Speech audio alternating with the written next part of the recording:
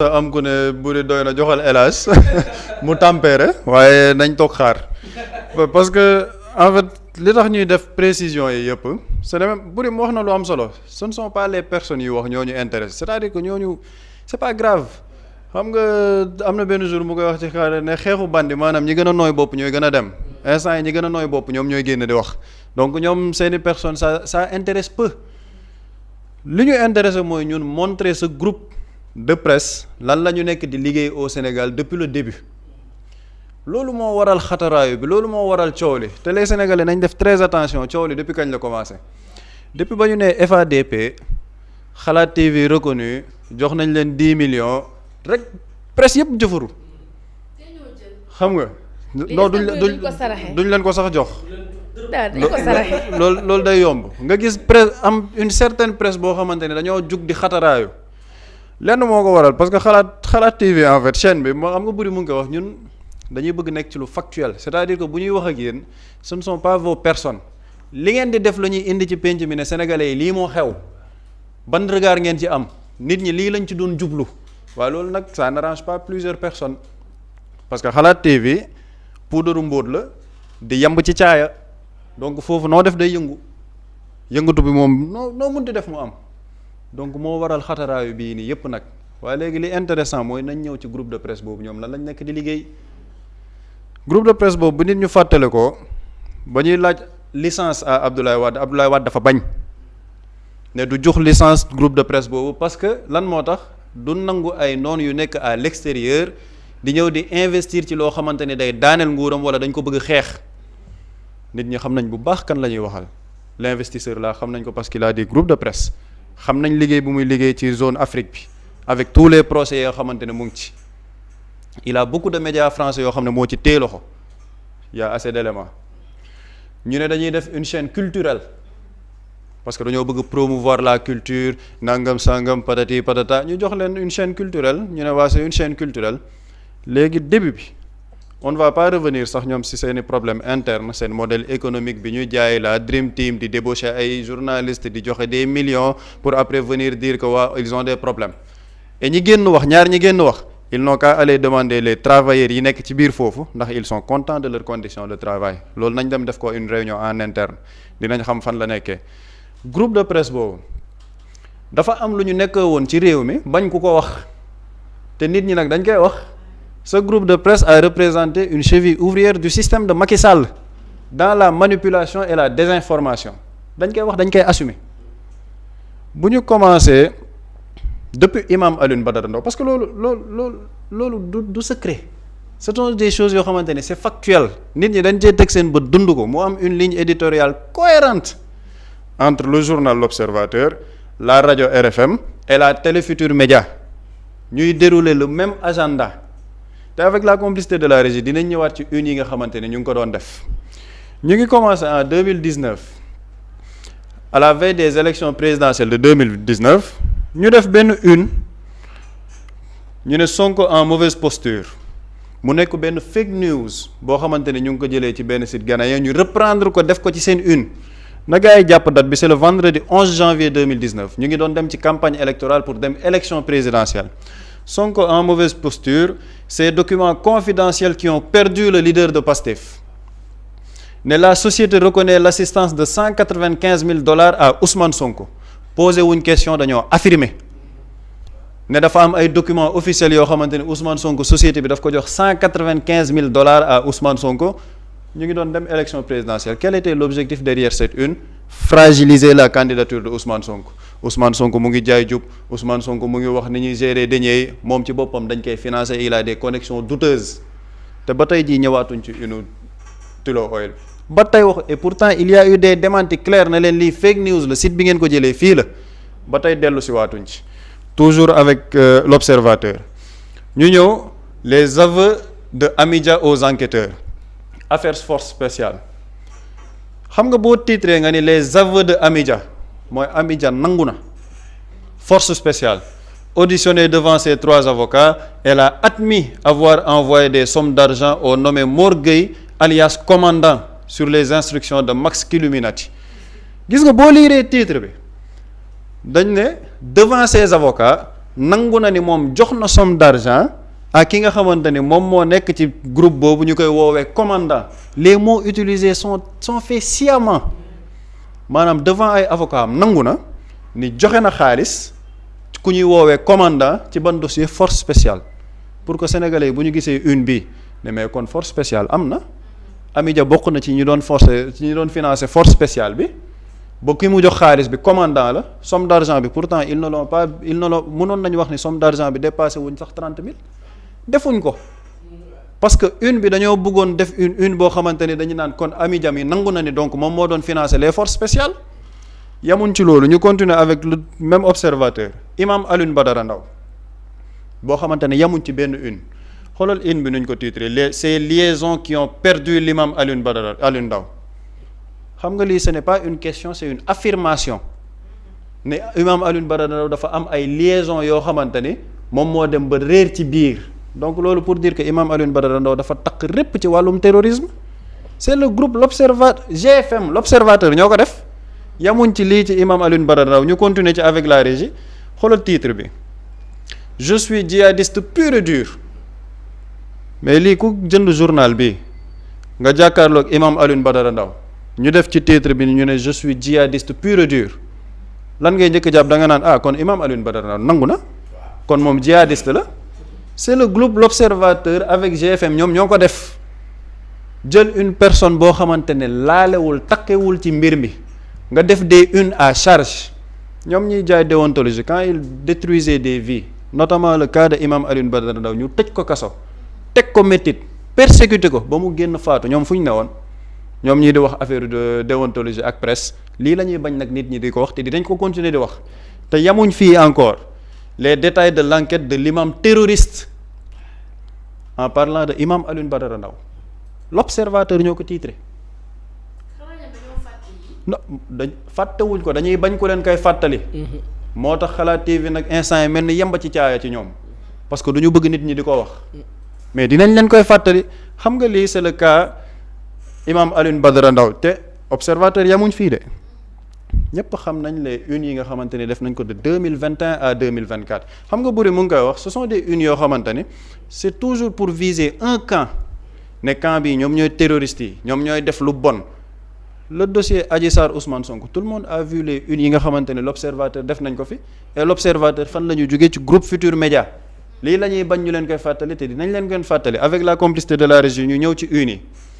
xoolal bi Salas en rouge Adji Sarr déroule un film porno et réclame 1,5 milliard à titre de dommages et intérêts l'observateur moo ko bind Adji Sarr déroule un film porno pourtant Adji Sarr kese waxul ci dossier bi lan moo tax l'autre partie waxuñ li ñu wax ci dossier bi xoolal ñu continuer le gynécologue Alfousseyni Gaye affirme avoir prélevé du sperme vivant sur la victime pourtant docteur Alfousseyni Gaye def na ay sorties yu dul jeex leeral bu baax ci dossier boobu mais gis nga ni ñu defee une bi xam nga lan la ñu bëgg nit ñi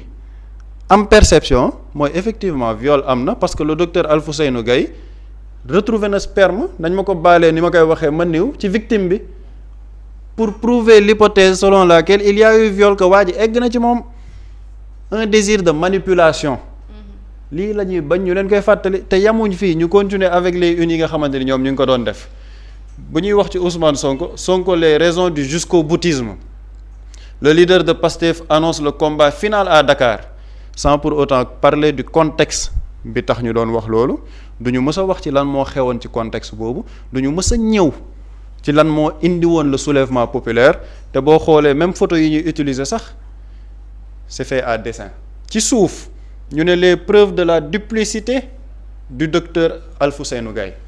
parce que Alfousseyni Gaye joxe na version boo xamante ne arrangé wu leen ñoom dans leur campagne de propagande donc il faut que ñu takkal sax Alfousseyni Gaye pour dire que Alfousseyni Gaye moom leerul ci mbir mi il n'est pas cohérent yamun ci loolu dossier yu xoola Sonko suite et fin xoola ni ñu bindee suite bi en référence à Sweet Beauté c'est fait sciemment regarde la photo utilisée éclairage sur les issues possibles du procès Robert Bourgi annonce une plainte de l'État contre Maître Branco les forces de défense et de sécurité en état d'alerte toujours ci dossier Adji Sarr bi ñoom ñu ne ñoom tey jii ñoom ñooy woote ni dañoo def liggéey boo xamante ni kenn mënu ko naatable ci biir réew mi et que presse bi sax ñoom la ñuy toppandoo ba léegi yamuñ foofu Adji Sarr pare au combat mooy service après-vente bi buri doon tudd c'est-à-dire que Adji Sarr dans un dossier privé boo xamante ne dañ ne ñaari sénégalais ñoo ko sekk ñoom ñu ne Adji Sarr pare au combat mooy Adji Sarr pare na pour xeex bi l'observateur lu leen dugal ci xeexu Adji Sarr ba ñu ne dañ koy defal à la une ne elle est parée au combat la rencontre d'hier avec ses avocats à sa nouvelle adresse à Dakar lii yëpp ñoom ñoo ko def ñu continuer encore ci yeneen yi nga xamante ni ñoom ñu ngi ko doon def période manifestation xoolal période manifestation yi à mort la violence déjà 4 vies tombées sur les balles man boobu sax intéressé wu ma ñu ne la rue se déchaîne l'État réaffirme son autorité lii mu ngi nekkoon samedi 6 et dimanche 7 mars 2021 mooy manifestation yi amoon mars 2021 ñu ne la rue se déchaîne l'État réaffirme son autorité en comment fait réprimer le peuple rey ay nit jël ay armes di ko dóor ci kaw ay manifestants yoo xamante ni désarmés ñu ne l'État réaffirme son autorité ban groupe moo ko defaat encore à sa une l'Observateur te une yi jeexagul Sonko les effets d'une pression diagnostic d'un comportement guerrier ou suicidaire du leader de Pastef xoolal xam nga nan lañ ko tuddee ci kaw analyse psychologique maanaam Sonko dafa nekk nit koo xamante ni dañoo war a saytu sax psychologiquement moom ban xeetu nit la ñoom ñoo ko def à la une ne comportement guerrier ou suicidaire maanaam Sonko day xaru sans pour autant parler du combat lan moo tax sénégalais yi di xeex dans quel contexte le sénégalais yi soulevé woon c'est toujours l'Observateur Sonko le discours masseur gis nga les termes utilisés le discours masseur pour rappeler les gens à dossier Adji Sarr massage Sweet Beauté te lii 8 février 2021 la maanaam ñoom ils le font de manière très très subtile pour jàllale seen propagande ak nu ñuy charger un camp voilà li nga xamante ni moom la l'Observateur doon def te lii xam nga ce sont les unes yi nga xamante ni def nañ ko yëpp ñu rappeler ko propagande bi ñuy tudd bu ñu fàttali ko am na ay mbir yu xewoon à l'université ñu ne waaw am na ay étudiants yoo xamante ne du ñu sax ay étudiants ay nit yoo xamante ne ay infiltrés lañ dañ leen indi pour ñu taal université c'était toujours le groupe l'Observateur et le groupe GFM ñu indi fa benn étudiant mu waroon wax ci cadre boobu moom mu am lu mu wax ñoom ci seen traitement médiatique bi ñu def ci seen journal ñu déglu ci extrait bi avec la complicité de la régie. Un des journaux dafa am lu mu bind journal L'Obs loo xamante ni pour man avant ngeen koy bind waroon ngeen ko saytu. maa ngi ñëw parce que damaa gis ngeen bind ni ñooñu il faut venir du Ziguinchor directement alors que tel n'était pas le cas. Yaya Bodian il est de la faculté des sciences juridiques et politiques. Daniel Tafa Diatta il est de l'INSEPS. Dabo il est de la faculté de médecine. ñoo ko teeloon doo te émission ba mu koy def ki buri naan dafa doon tàng mbàq démb moom la jàkkaarloo woon mu naan ko waaw lan la ñuy vérifier mais nañu ñëw ci une bi nga xamante ne. des informations que vous n'avez pas moom en tant que journaliste léegi nañ ñëw ci ñoom lan la ñu defoon à la une UCAD saccage et incendie de l'université les 3 premiers suspects tombent ñu ne les 2 sont des infiltrés venus de Ziguinchor nañ jël termes yi ñuy utiliser mooy maanaam ñoom bokkuñ sax ci université du ñu ay étudiants ay infiltrés lañ ñu jëlee leen Ziguinchor lan moo tax ñu ne des infiltrés venus de Ziguinchor parce que si contexte boobu il y avait benn connotation bi ñu doon jox ay nit yoo xamante ni dañuy jóge ci sud bi bu ñu fàttali ko looloo taxoon ñu arrêté maanaam ñu daggal bateau bi nga xamante ni da doon dem Ziguinchor képp ku ñu ne da ngay dem Ziguinchor nga jóge ñu ne kii ci rebelle yi la bokk ñoom dans leur une ñu def ko de manière consciente des infiltrés venus de Ziguinchor pour appuyer la propagande de lan dafa am ay rebelles yu jóge ci sud bi pour ñëw taal Sénégal taal Dakar mais ñoom étudiants yi ñu ci tudd ñu ne ñooñu ay infiltrés lañ ba pare waa ji rappeler leen ko ba mu jàkkaarloo ak ñoom ce sont des étudiants bien inscrits au niveau de l'université Cheikh Anta Diop ñu mën ko xool avec la complicité de la régie Yaya Bodian bi ñu ci tudd ñu ne il fait partie des infiltrés venus de Ziguinchor son certificat d'inscription mu ngi nii faculté des sciences et juridiques politique est régulièrement inscrit en licence 1 sciences juridiques cohorte A option droit privé keneen kin ci tudd mu ngi nii tamit Daniel Tafa Diatta bi ñu ne c'est un infiltré venu de Ziguinchor régulièrement inscrit en licence 3 STAPS pourtant lii kuy def travail journalistique bi nga ne yow da ngaa am information yu nit ñooñu amul tu as ces informations là pourquoi nga def cette forme de propagande là léegi nag lii nga xamante ni ñoom ñu ngi ko doon def de 2018 2019 à 2024 la ñuy bañ ay nit yu leen ko fàttali dañoo bëgg ñu leen ne non ba pare man li ma ci gën a intéressé ñu ne waaye groupe de presse boo xamante ne nit ñi dañ leen a yéene tëj te bu ñu leen tëjoon sax maanaam presse bi ñoom ñoo ci sonn parce que nit ñi dañuy copier ñoom seen plateau info matin pour am lu ñuy waxtaanee ci seeni plateau ñoom c'est-à-dire que ñoom ça c'est de l'outrecuidance maanaam tubaab mooy ñàkk xam sa bopp foofu la tàmbalee parce que bu fekkoon par rapport à la production journalistique nit ñi xam nañ fu ñu féetee te lan moo tax ñun duñu dugg ci débat de personne boobu ak ñoom ñun dañuy rester dans le factuel xam nga li ma wax nii yëpp du sos du création IA ce sont des unes yoo xamante ni ñoom ñoo ko produire ci biir réew mi participer à détruire des vies détruire la vie de Imam Alioune Badara Ndao détruire la vie de Amidia tey jii xëy na député la mais diabète bi mu am kaso la ko amee parce qu'ils l'ont chargé ci seeni une participer woon ci orchestration wu politique pour faagaagal benn leader politique c'est le groupe L'Observateur ñoo ko def ko nag dans une ligne éditoriale cohérente avec la rajo avec la télé ci émission yi ñu fa doon def profil chroniqueur yi fa doon nekk ak bu ñuy invité ñan la ñuy invité voilà le travail du groupe Futurs Médias te lii nii ci seen travail journalistique la j'en passe ci yeneen yi la relation avec le fisc le non paiement des impôts lan moo tax FADP amuñ ko et pourtant ils ont reçu des centaines de millions sous le régime de Macky Sall kenn déggul ñu coow pourquoi actuellement il y a des problèmes ay cooytu la yoo xamante ne sénégalais yi xam nañ ko maintenant nag ñun ci lii la ñuy woy le travail factuel lépp lu lëndëm ñu indil ko sénégalais yi teg ne leen bu leen weddi presse bu leen am njàqare ci presse il y a une presse boo xamante ne dinañ leen indil information yu leer te wóor et les gens ne sont pas dans le corporatisme de mauvais aloi nekkuñ ci loolu presse bu jub